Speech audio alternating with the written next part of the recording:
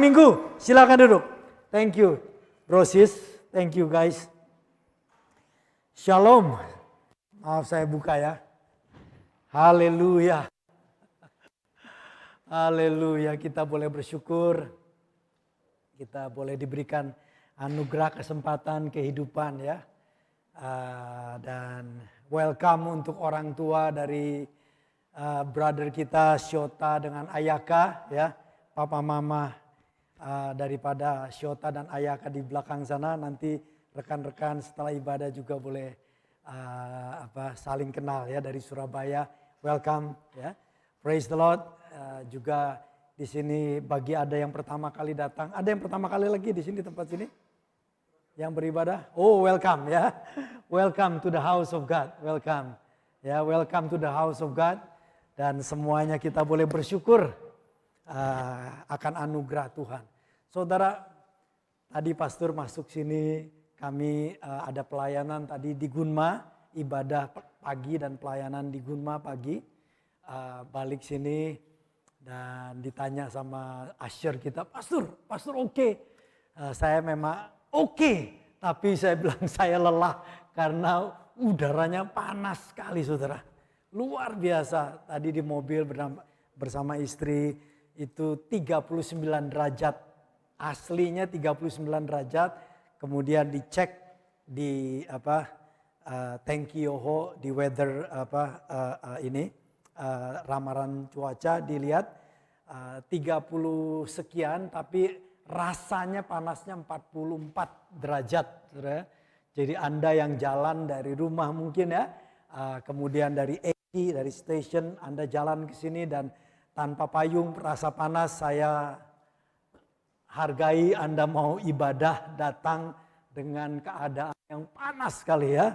Praise God, haleluya. Tapi kita bersyukur panasnya cuma seperti ini. Kita tahu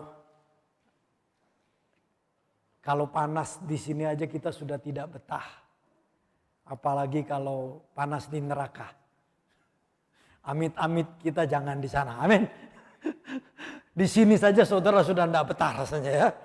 Haleluya, karena Kristus kita tidak akan ada di neraka. Karena Kristus kita akan ada di sorga. Amen. Praise the Lord. Praise the Lord. Hari ini kita bersyukur tanggal 31 Juli saudara ya. Hari terakhir di dalam bulan Juli. Tanggal 31. Nah, kita boleh melewati, sudah boleh dikatakan 7 bulan melewati perjalanan di tahun ini yang masih serba tidak pasti ya. Kita di Jepang dengar juga bahwa para gubernur di Jepang sudah mendorong pemerintah pusat, federal pemerintah pusat untuk lebih perketat lagi keadaan supaya mencegah penyebaran COVID, karena saat ini memang di Jepang naik ya. Kita minta kemurahan Tuhan tapi tetap waspada ya. Nah, ini adalah masa-masa yang tidak mudah. Khotbah hari ini berjudul In Times of the Unexpected. Dalam masa dan waktu yang tak terduga. Ya, kehidupan kita khususnya dalam 3 tahun terakhir ini banyak hal-hal yang tak terduga ya, terjadi. Nah, kita mau belajar hari ini supaya jemaat kita boleh hidup di tengah-tengah keadaan yang tak terduga dengan berserah diri pada Tuhan, namun juga belajar mengerti dan tetap menjalani hidup dengan ekspektasi bahwa Tuhan selalu beserta dan Tuhan selalu bekerja dalam keadaan apapun di hidup kita. Walaupun keadaannya mungkin tidak sesuai dengan ekspektasi kita, namun Tuhan juga berkuasa untuk bekerja di luar ekspektasi kita. Ya. Perikop pembahasan khotbah hari ini adalah di Kisah Para Rasul pasal 12. Kita akan baca pasal 12 Kisah Para Rasul dari ayat 1 sampai 15. Hari ini kita lihat akan hal-hal yang luar biasa yang tercatat dalam firman Tuhan, yang kita boleh pelajari, yang kita boleh diberikan petunjuk, sehingga melalui firman-Nya kita boleh melewati masa-masa khususnya kesulitan, tantangan, waktu-waktu yang tak terduga dengan satu kekuatan di dalam Tuhan. Firman Tuhan adalah pelita bagi kaki kita, terang bagi jalan kita. Firman Tuhan, Alkitab bukan sekedar ide pikiran orang Yahudi, tetapi firman Tuhan, Alkitab adalah datang dari ide Roh Kudus. Itu ditulis di dalam firman Tuhan dan dituliskan oleh para nabi dan para rasul, sehingga kita yang memiliki Alkitab, firman Allah, kita diberikan petunjuk dan pelita di dalam perjalanan ini. Pelita itu gunanya untuk menerangi, saudara. Kalau dengan keadaan siang panas ini, pelita tidak ada gunanya. Tetapi pelita digunakan ketika kita berjalan di dalam kegelapan. Tahukah Anda, kita 1 jam lagi aja nggak tahu apa yang terjadi. Apalagi besok, apalagi minggu depan, apalagi tahun depan, kita tidak tahu. Kita berjalan di dalam gelap, tetapi kita tidak perlu takut, tidak perlu ragu, karena kita punya pelita yang menerangi perjalanan kita, dan firman-Nya adalah pelita bagi kita. Mari kita lihat di dalam Kisah 12 ayat 1 sampai 15, kita akan mulai pertama kali pembahasan di ayat 1 sampai 3 dulu ya. Ayat 1. Kira-kira pada waktu itu Raja Herodes mulai bertindak dengan keras, artinya melakukan kekerasan, kekejaman terhadap beberapa orang dari jemaat, orang-orang percaya di gereja mula-mula. Ayat 2, lalu Raja Herodes menyuruh membunuh Yakobus, saudara Yohanes, dengan pedang. Jadi kita lihat Rasul Yakobus, saudara daripada Rasul Yohanes, dibunuh dengan pedang. Ayat 3, ketika Raja Herodes melihat bahwa hal itu menyenangkan hati orang Yahudi, ia melanjutkan perbuatannya itu, kekejamannya, kekerasannya, dan menyuruh orang-orang menahan Petrus. Waktu itu hari raya roti tidak beragi. Nah, Alkitab menjelaskan bahwa kejadian ini adalah hari-hari di dalam perayaan hari raya yang disebut hari raya roti tidak beragi. By the way, kalau kita baca Raja Herodes, ini bukan Herodes yang zaman Yesus dilahirkan, bukan. Ini adalah Raja Herodes Agripa I di Kisah Para Rasul ini, dan dia adalah cucu dari Raja Herodes waktu Yesus dilahirkan. Ya, di kitab Injil Anda melihat waktu membaca ada seorang raja yang dijumpai oleh orang-orang Majus yang bertanya di Yerusalem bahwa di sini itu di daerah Yudea lahir seorang raja orang Israel katanya. Nah, kemudian kita tahu kisahnya Raja Herodes itu membunuh bayi-bayi di bawah umur 2 tahun ya di zaman itu ya. Nah, rupanya istilah begini saudara, buah itu tidak jauh jatuhnya dari pohonnya. Nah, kakeknya pembunuh, sekarang setelah beberapa puluh tahun, cucunya yang bernama Herodes Agripa I, rupanya juga kecipratan juga saudara. Ingin melakukan pembunuhan, bahkan melakukannya, menyuruh membunuh. Di dalamnya dia membunuh Rasul Yakobus. Tentu yang dibunuh bukan cuma rasul, ada jemaat-jemaat yang lain tidak ditulis di Alkitab. Ya, jadi kalau rasul saja pemimpin saja dibunuh, pasti sebagian daripada jemaat orang biasa terkena juga dampaknya.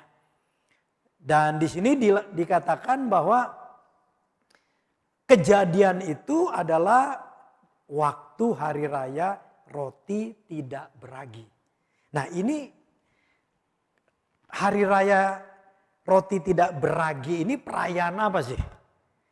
Nah, kalau Anda nanti baca di rumah ya, kitab Keluaran pasal 13 ayat 3, 13 ayat 3, ada tertulis begini. Lalu berkatalah Musa kepada bangsa itu. Tuhan berfirman kepada Musa dan Musa menyampaikan firman Allah kepada bangsa Israel. Peringatilah hari ini, sebab pada hari ini kamu keluar dari Mesir, dari rumah perbudakan, karena dengan kekuatan tangannya Tuhan telah membawa kamu keluar dari sana. Sebab itu tidak boleh dimakan sesuatu pun yang beragi. Jadi yang disebut perayaan hari roti tidak beragi adalah peringatan akan tangan Tuhan yang berkuasa yang menyelamatkan mereka keluar dari Mesir, dari perbudakan menuju tanah Kanaan. Dan itu adalah momen yang terpenting di dalam perayaan orang Israel. Terpenting, saudara. Ya. Nah, celebration itu terpenting karena momen itulah momen di mana orang Israel oleh kuasa tangan Tuhan dibawa keluar, ditolong keluar dari Mesir, perbudakan Mesir. Jadi ini suatu celebration yang luar biasa pada saat itu. Istilahnya kalau sekarang ini mungkin lebih kayak di Amerika itu Thanksgiving. Ya. Nah, sebenarnya Thanksgiving itu bukan cuma sekedar bagi-bagi hadiah, tapi Thanksgiving itu betul-betul bersyukur akan pertolongan Tuhan. Jadi seharusnya mereka tidak berpikir untuk membunuh orang, tidak berpikir untuk melakukan hal-hal yang jahat. Tetapi justru di momen celebration dan syukuran merayakan hari roti tidak beragi yang di dalam itu selama 1 minggu itu ada hari Paskah. Ya. Jadi hari Paskah itu di dalam perayaan hari raya roti tidak beragi. Celebration yang luar biasa, yang terpenting dalam perjalanan bangsa Israel. Sukacita yang luar biasa, tetapi kebudayaan bangsa Israel, kepercayaan bangsa Israel sudah terkontaminasi. Sehingga di tengah-tengah perayaan itu justru mereka, Alkitab mengatakan, senang yang terjadi pada Yakobus dibunuh. Senang orang-orang Kristen dianiaya. Saya katakan gini, saudara. Orang-orang Yahudi pada zaman itu sudah, mereka bukan lagi menyembah Allah yang benar, tapi mereka mengikuti keagamaan yang disebut agama Yudaisme, roh agamawi. Perhatikan, roh agamawi itu sangat mengerikan. Kalau sudah nafsunya bisa mengakibatkan dorongan merusak, kekerasan, melukai, bahkan sampai membunuh. Itu roh agamawi. Tapi kita bersyukur di dalam kehidupan kita, di gereja di sini, di dalam kehidupan Anda, yang ada adalah roh Kristus. Haleluya, bukan roh agamawi, roh Kristus.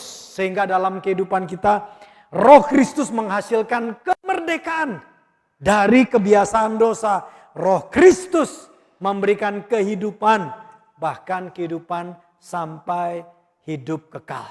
Berikan tepuk tangan buat Tuhan kita. Haleluya. Amin, saudara. Tetapi di sini satu peringatan bahwa di tengah-tengah perayaan yang seharusnya luar biasa, mengingat akan karya Allah menyelamatkan bangsa Israel ternyata tercemar. Dan akibatnya di sini orang-orang percaya dianiaya, sebagian dibunuh, termasuk disebutkan Rasul Yakobus, saudara dari Yohanes, Rasul Yohanes dibunuh sebagai martir yang pertama dari 12 rasul. Ada 12 rasul ya. Yang pertama mati sebagai martir inilah Yakobus ini saudara ya. Kemudian kita lihat mulai baca ayat 4 sampai ayat 15. Setelah Petrus ditangkap, Herodes menyuruh memenjarakannya di bawah penjagaan 4 regu. Masing-masing regu terdiri dari 4 prajurit. Jadi totalnya 16. Dia dijaga oleh 16 prajurit. Kenapa? Maksudnya ialah supaya sehabis Paskah, selesai perayaan hari raya roti tidak beragi, sehabis itu ia menghadapkannya, Herodes akan menghadapkan Petrus ke depan banyak orang. Untuk apa? Ya untuk dipancung, untuk dibunuh. Ya, karena Herodes bilang rupanya apa yang dilakukan oleh Raja Herodes Agripa itu menyenangkan hati orang-orang Yahudi, orang-orang agama Yahudi, ya. Dan dia mau meneruskan itu. Nah, saudara, mengerikan orang yang berkuasa kalau hanya kekuasaan untuk mempertahankan kekuasaan, untuk mencari pendukung bisa seperti gini, saudara. Zaman sekarang tidak heran orang-orang yang penguasa-penguasa yang mempertahankan kekuasaannya, yang mencari dukungan-dukungan akan melakukan kekerasan. Jadi kekerasan yang ada oleh pemimpin negara, presiden, perdana menteri, raja-raja itu semua karena ingin mempertahankan kekuasaan. Herodes lihat, wow, ini disukai sama orang, artinya aku akan dapat dukungan. Ya. Nah, ayat 5, demikianlah Rasul Petrus ditahan di dalam penjara.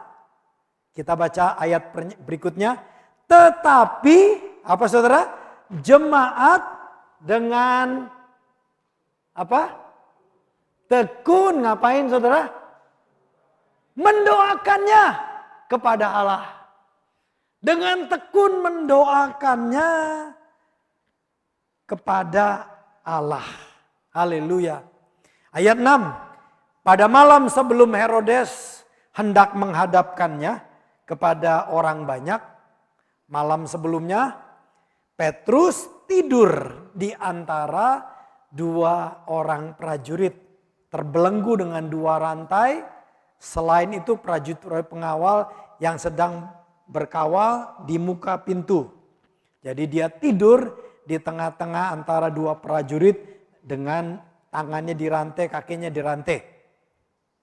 Ayat 7, tiba-tiba berdirilah seorang malaikat Tuhan dekat Petrus dan cahaya bersinar dalam ruangan itu. Malaikat Tuhan datang dan dekat dengan Petrus, bersinar. Tetapi Petrus tetap pules. Sehingga malaikat itu nepuk-nepuk. Haleluya. Ya, haleluya. Saudara, tepukan malaikat itu tepukan yang menolong atau tepukan yang membunuh.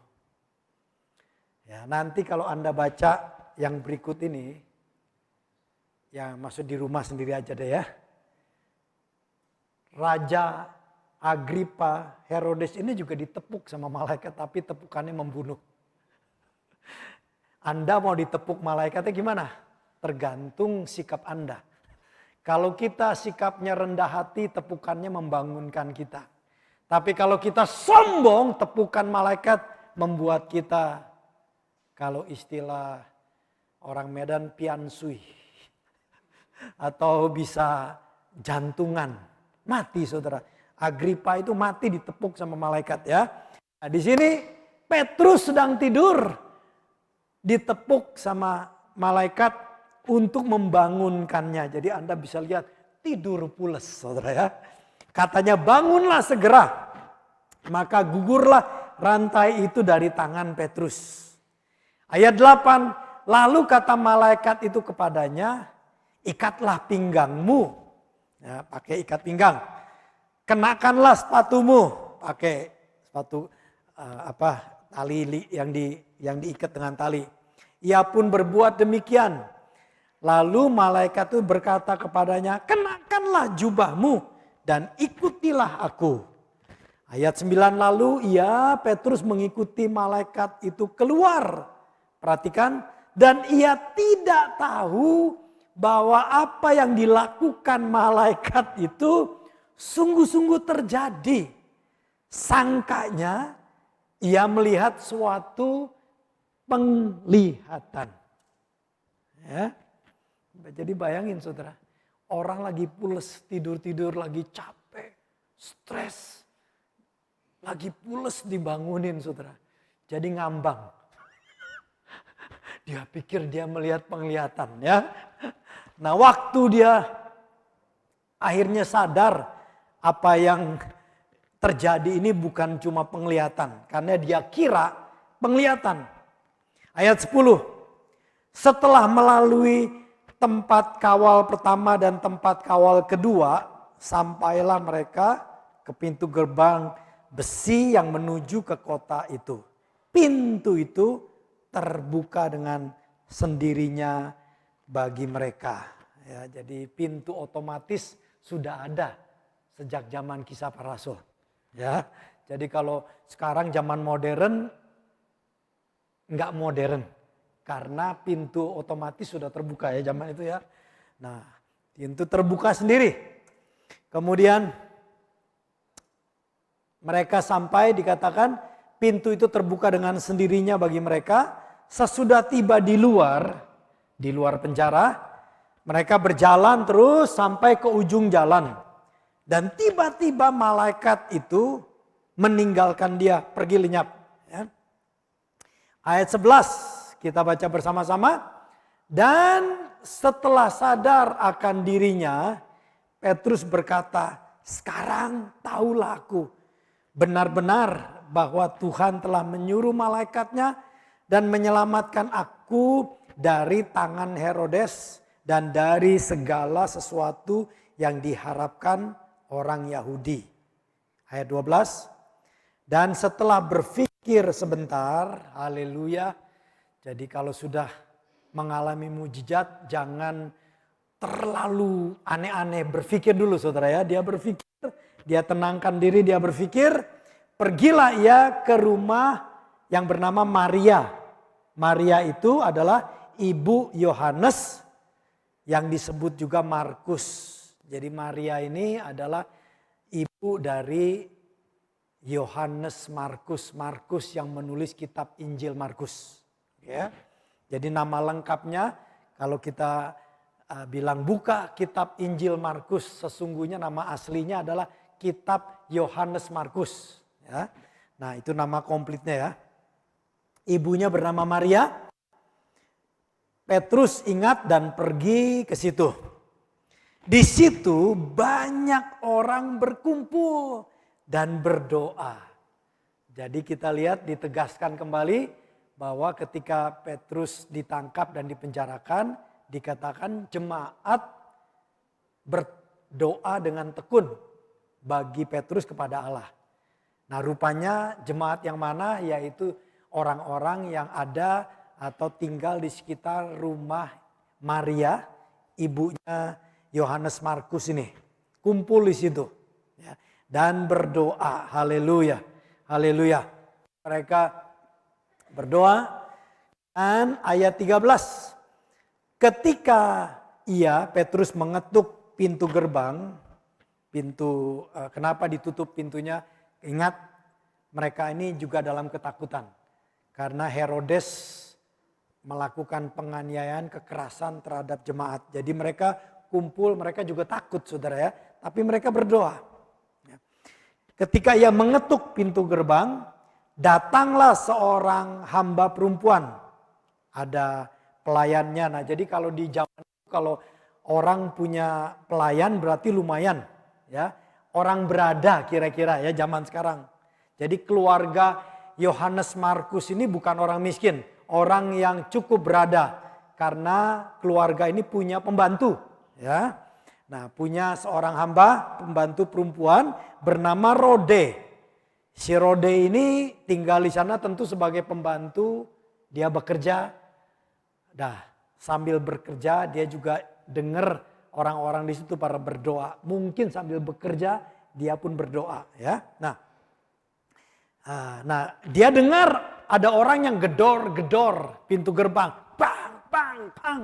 Berteriak-teriak, buka, buka. Akhirnya yang lain tidak dengar karena berdoa. Mungkin berdoa bagaimana ya? Wah, berdoa dengan luar biasa nggak dengar. Rode dengar karena dia juga sambil dia ikut doa, dia juga kerja. Ingat, dia punya pekerjaan sebagai seorang pembantu, seorang hamba. Dia dengar pintu gerbang diketuk. Kemudian dia pergi ke pintu gerbang itu. Ayat 14, apa yang terjadi? Ia, Rode, terus mengenal suara Petrus. Rupanya pintu digedor, dia dengar suara Petrus, dia kenal suara Petrus.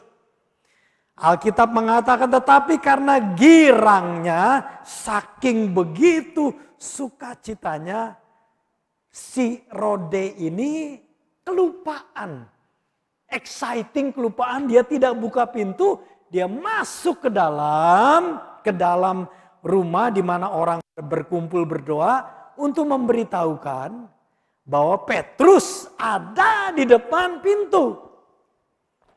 Ayat 15. Perhatikan apa yang terjadi. Kata orang-orang yang sedang berdoa itu ngomong sama si Rode, engkau ngigo lagi. Ini pembantu lagi ngigo nih. Ya. Akan tetapi Rode tetap ngomong, enggak, aku enggak ngigo. Bener Pak, bener Bu. Itu Petrus ada di depan. Petrus. Bahwa benar demikian. Apa yang terjadi kata mereka, itu malaikatnya. Nah, Anda harus tahu orang Yahudi ini, bangsa Yahudi adalah bangsa yang dekat perjalanan hidupnya dengan malaikat. Sejak mereka keluar dari perbudakan di Mesir, perjalanan bangsa itu banyak dijumpai dengan malaikat. Perjalanan mereka pun dari Mesir sampai ke tanah perjanjian itu dipimpin oleh malaikat. Jadi pengalaman bangsa ini penuh dengan malaikat. Makanya bagi mereka bicara malaikat mereka tidak heran. Mereka bahkan percaya bahwa di setiap orang Israel itu punya malaikatnya. Makanya dia berkata, itu malaikatnya. Itu malaikat yang dekat dengan atau ngikutin Petrus. Ya, karena salah satunya adalah kepercayaan kebudayaan Yahudi yang dekat dengan mujizat yang Allah lakukan melalui malaikat. Ya, itu malaikatnya. Haleluya. Kita lihat perikop ini, ya. Apa yang kita pelajari saudara dari perikop ini? Ya. Pertama, kita melihat, saya tulis dalam bahasa Inggris dulu. Pelajaran yang kita dapatkan dari sini adalah surrender and understand that hard times happen. Berserah diri dan mengerti bahwa masa-masa sulit bisa terjadi. Tadi perikop di pasal ini diawali dengan Herodes yang melakukan kekerasan, kekejaman terhadap jemaat, orang-orang Kristen, bahkan terhadap para rasul. Sampai Rasul Yakobus dibunuh. Ya. Jadi di sini kita sebagai orang percaya, kita harus tahu bahwa masa-masa sulit bisa terjadi. Dan kalau itu terjadi, kita harus belajar untuk berserah diri dan memahami. Ya. Nah, kita akan lihat bahwa pada waktu adanya masa-masa sulit, itu bisa terjadi bahkan tanpa peringatan, tanpa tanda-tanda, tanpa hal yang istimewa.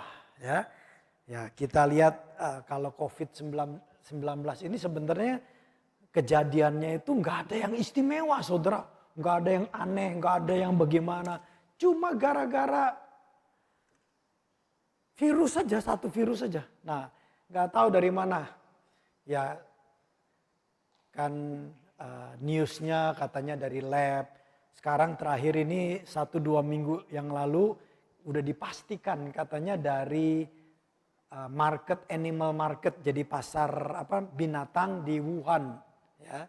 Nah, kita nggak tahu, pokoknya yang jelas ada saja begitu, tanpa peringatan, tanpa sesuatu yang aneh-aneh, terjadi masa-masa sulit. Nah, kalau kita lihat di dalam Kisah Para Rasul, masa-masa sulit yang mereka alami sebenarnya bukan kesalahan mereka loh, saudara. Tidak ada kesalahan daripada jemaat Tuhan, dari para rasul, tidak ada. Tetapi datang masa sulit. Masa kekerasan, masa penganiayaan, tantangan. Begitupun dalam kehidupan kita. Ada masa-masa sulit yang kelihatannya yang lain pada happy-happy. Kok aku yang alami sulit? Ya terjadi. Nah kalau sudah terjadi, ingat perkataan Yesus. Bahwa Yesus berkata nih, bahwa selama kita di dunia ini, masa sulit, pergumulan hidup, tantangan itu ada. Yohanes pasal 16 ayat 33.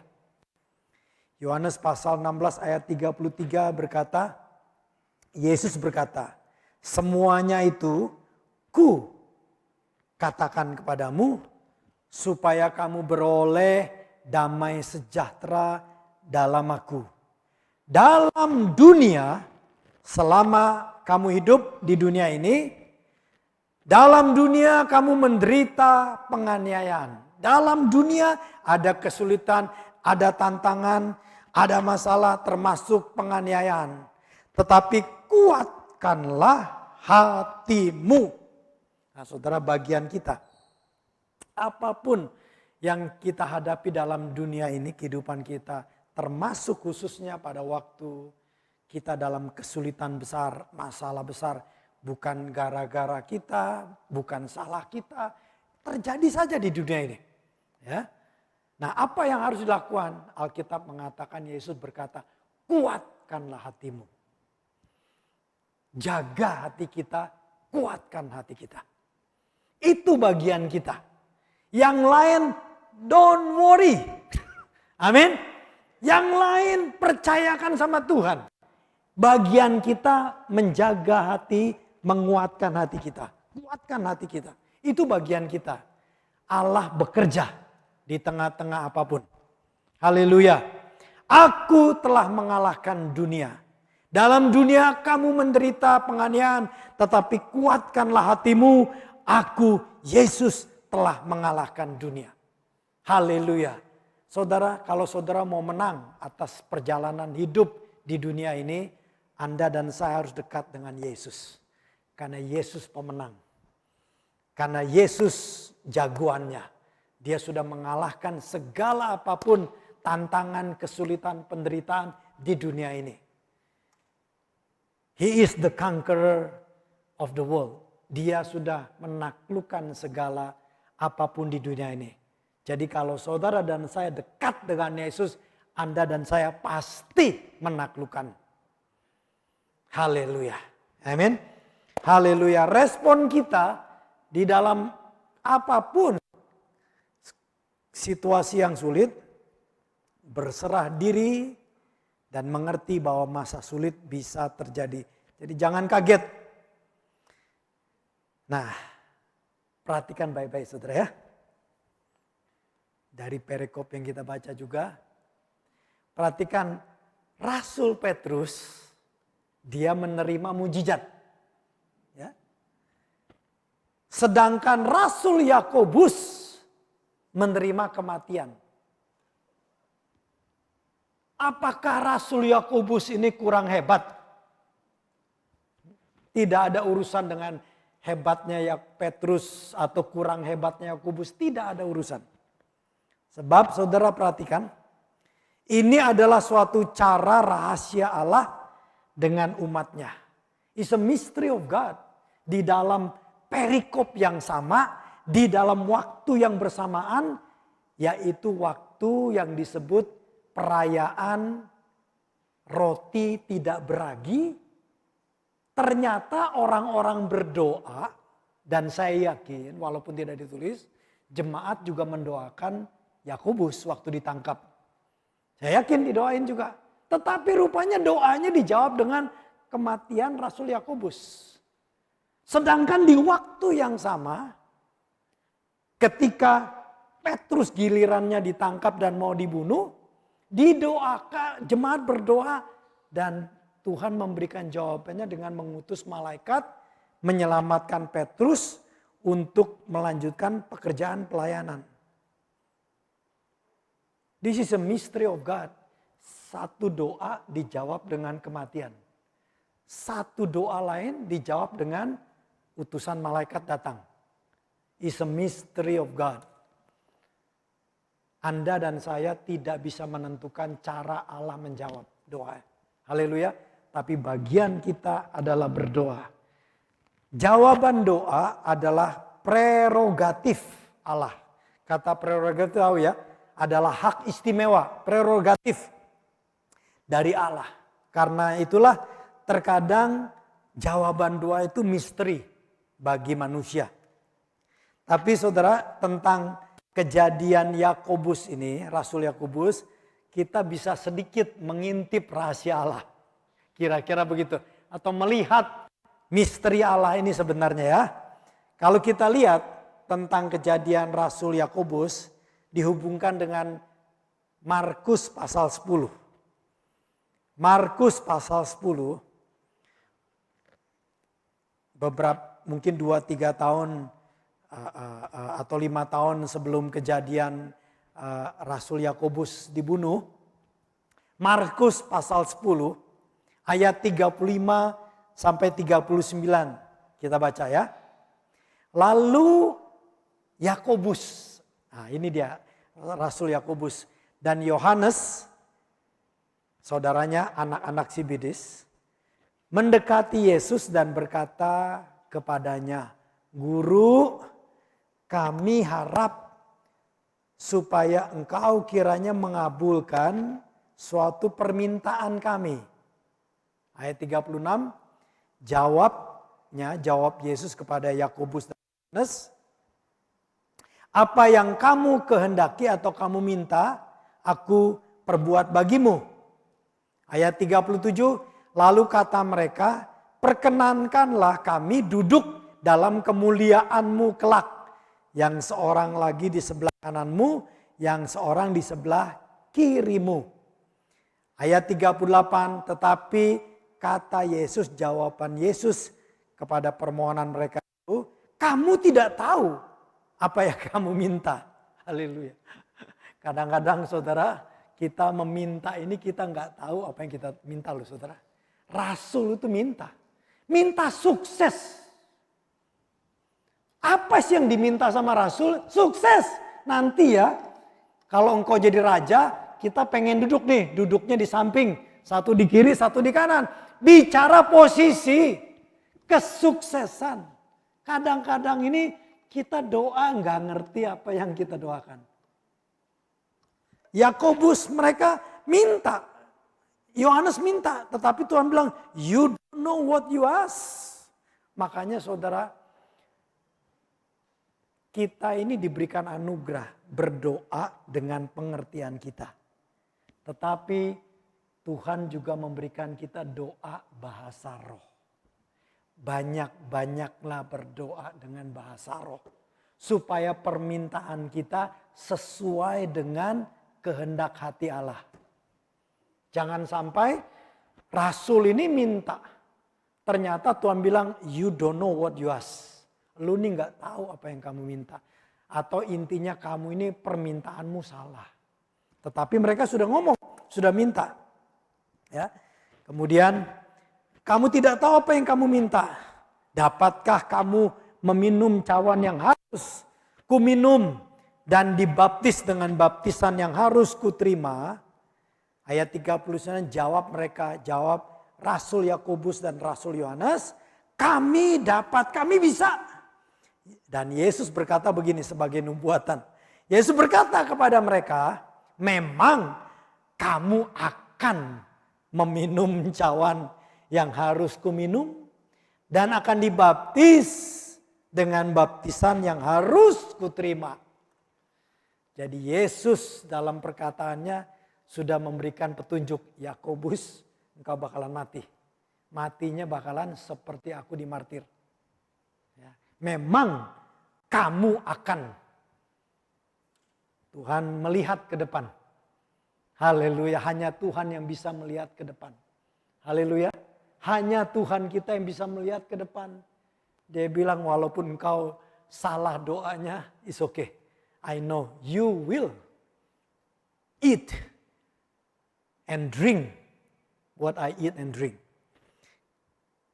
Engkau akan minum dari cawan yang kuminum dan dibaptis dengan baptisan yang harus kuterima.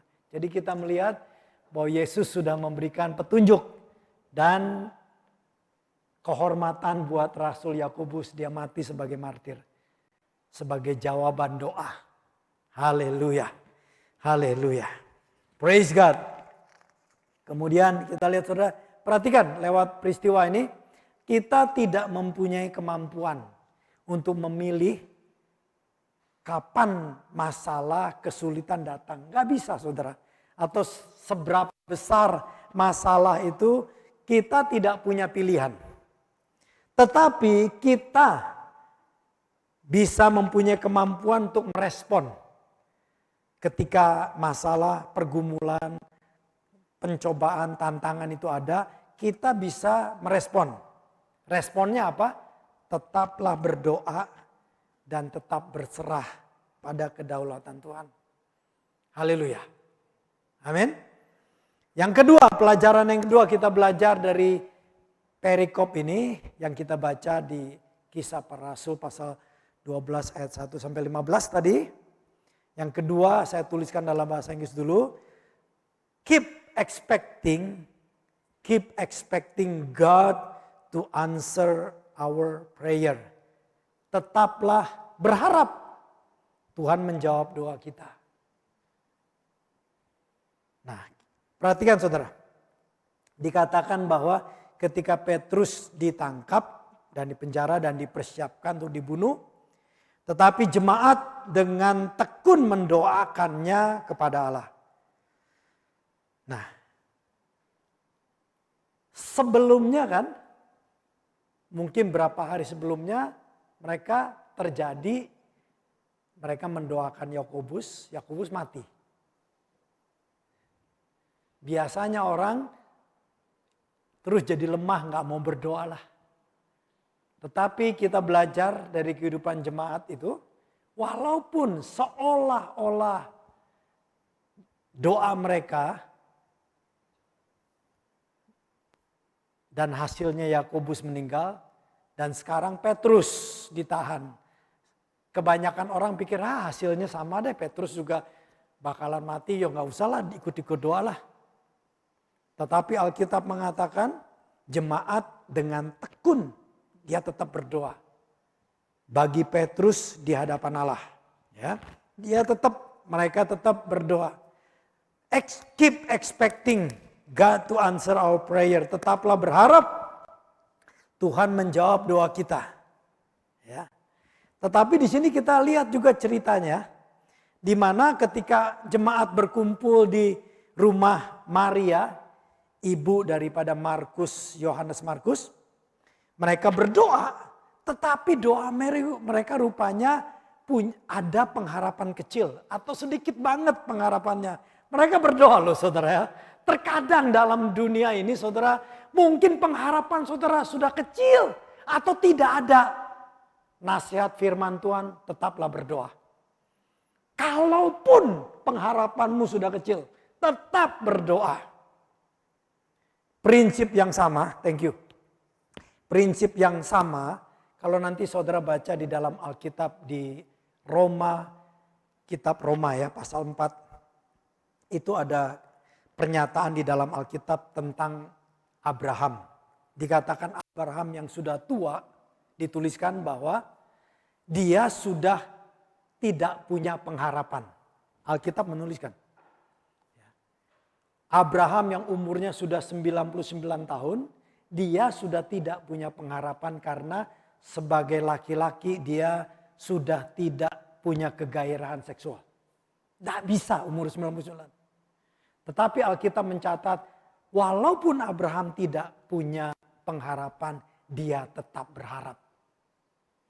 Anda baca kalimat itu, Anda akan bingung. Enggak punya harapan tapi tetap harap. Gimana caranya? Salah satunya adalah berdoa. Berdoa tetap. Ini sangat di luar pengertian kita. Berapa hari sebelumnya mereka berdoa, Yakobus mati. Sekarang giliran Petrus yang aduh bakalan mati deh. Tapi Alkitab mengatakan jemaat tetap berdoa. Pengharapan mereka kecil, ekspektasi mereka kecil. Mungkin sudah nggak ada. Sampai pada waktu mereka berdoa dan benar-benar terjadi mujizat. Petrus ke rumah Maria dan gedor-gedor pintu, mereka bilang kepada pembantunya Rode, lu ngigo. Lu ngelihat malaikat. Kenapa mereka sampai berpikir gitu? Karena ekspektasi mereka sudah sedikit atau enggak ada. Tapi mereka tetap berdoa. Haleluya. Haleluya. Ya. Nah, kenapa saudara terjadi gitu? Mungkin mereka masih trauma. Berapa hari sebelumnya Rasul Yakobus sudah mati, mereka berdoa. Alkitab tidak mencatat, tapi saya yakin mereka berdoa. Jemaat itu di sana adalah jemaat yang berdoa. Mereka mati, mereka ada trauma. Tetapi mereka tetap berdoa walaupun pengharapannya sedikit. Ya.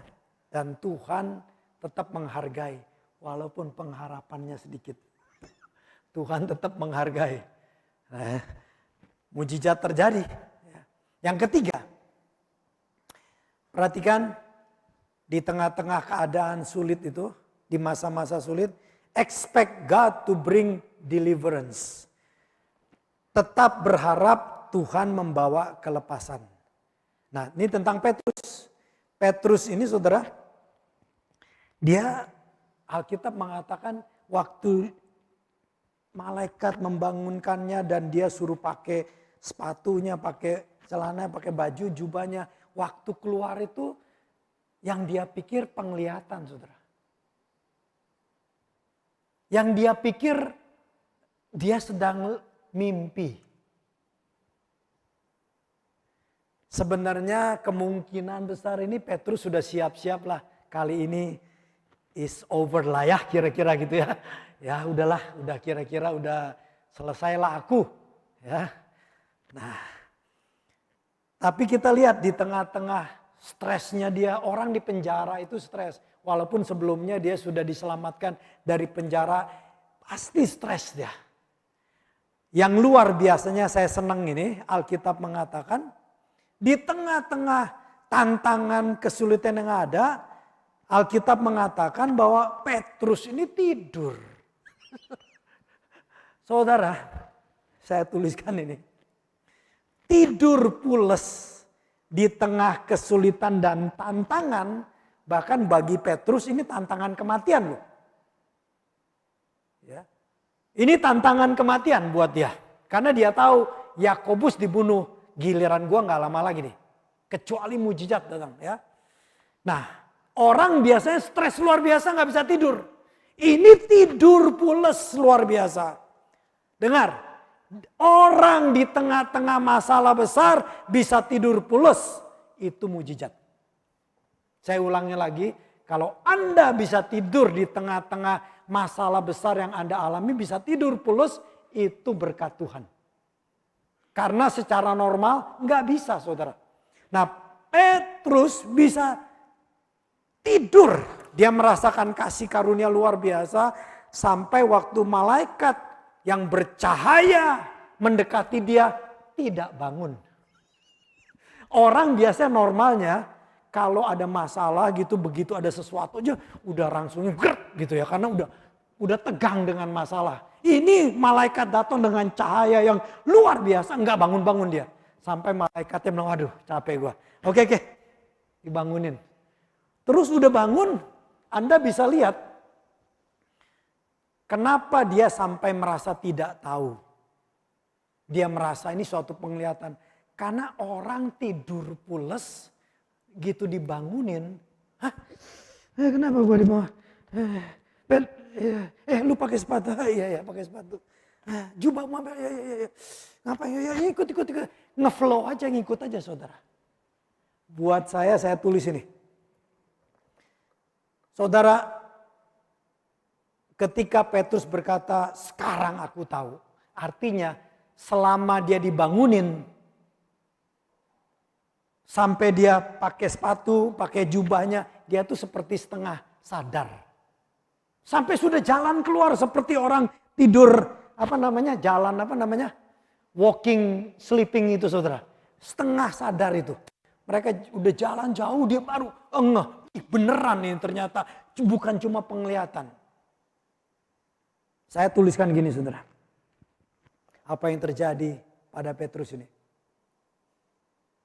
Saudara, meskipun kita tidak mengerti apa yang terjadi atau kesulitan yang kita hadapi kita tidak ngerti.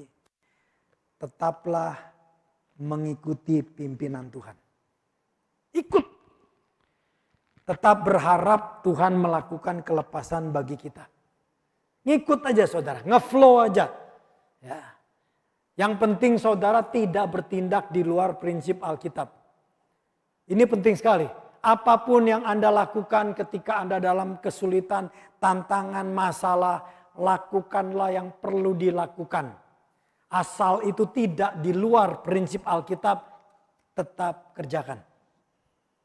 Salah nggak Petrus pakai sepatu? Nggak salah. Salah nggak dia pakai baju? Nggak salah. Salah nggak dia bangun terus disuruh keluar? Salah. Nggak salah. Ikuti aja prinsip apapun yang terjadi. Lakukan hal yang sesuai dengan prinsip Alkitab. Ngeflow aja saudara. Dan nanti Anda lihat Tuhan berkarya. Expect God to bring deliverance. Tetap berharap Tuhan membawa kelepasan. Haleluya, haleluya, haleluya. Kuasa Tuhan, saya akan tutup ini. Kuasa Tuhan seringkali bekerja di momen ketika kita tidak expect atau kurang pengharapan. Namun di saat kita juga mempunyai ekspektasi tinggi, menunggu hal-hal besar dari Tuhan, bisa terjadi juga orang-orang di sekitar berpendapat atau berpikir kita ini sedang ngigau. Seperti orang-orang yang berdoa ngomong sama hamba perempuan Rode, engkau sedang ngigau. Atau bilang, kamu ketemu malaikat ya. Apapun yang mereka katakan, kalau saudara tahu kebenaran, pegang kebenaran. Tetaplah mengambil keputusan untuk mempunyai sebuah ekspektasi dan harapan besar dalam Tuhan. Tetap percaya Tuhan bekerja dalam kehidupan kita, membukakan rencananya dalam hidup kita. Haleluya. Saya ada tulisan yang berkata, what is your expectation with God? Apakah ekspektasi pengharapan Anda bersama Tuhan? Saya tutup dengan satu pernyataan dari seorang yang bernama Christine Caine. Seorang wanita bernama Christine Caine yang berkata begini, bahasa Inggris dulu. God has so much more in store for you.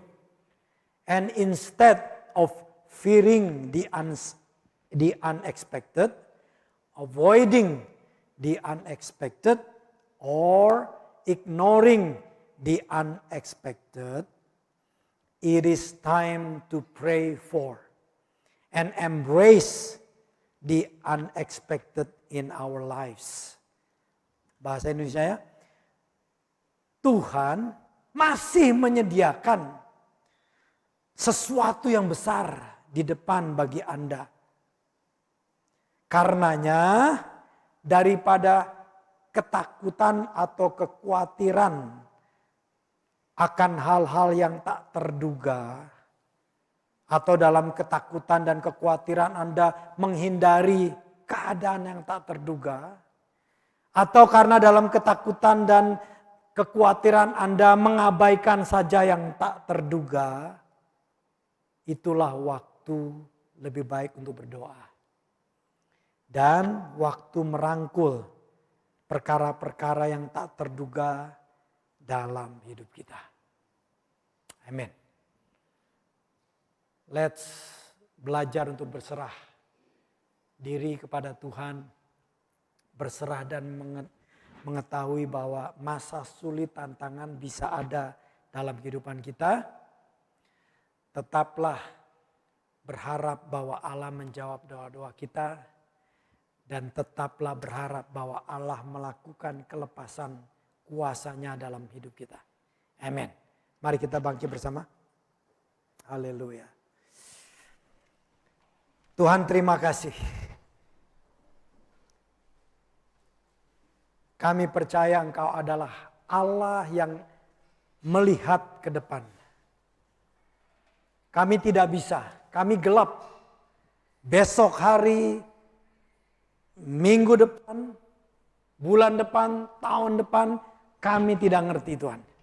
Tetapi Engkau Allah yang melihat di depan. Engkau sudah tahu apa yang akan terjadi. Tuhan, bawa kami Tuhan. Apapun yang terjadi dalam perjalanan hidup kami, mampukan kami untuk selalu berserah diri kepadamu. Untuk belajar mengerti bahwa selama kami ada di dunia ini, kesulitan, tantangan, masalah, termasuk penganiayaan bisa terjadi. Tetapi di tengah-tengah perjalanan hidup itu, tolong kami juga Tuhan, tetap mengharapkan bahwa Engkau menjawab doa kami. Di tengah-tengah tidak ada pengharapan, mampukan kami untuk tetap berharap. Tuhan, tolong kami juga. Kami mau tetap percaya dan berharap bahwa Engkau Allah yang melakukan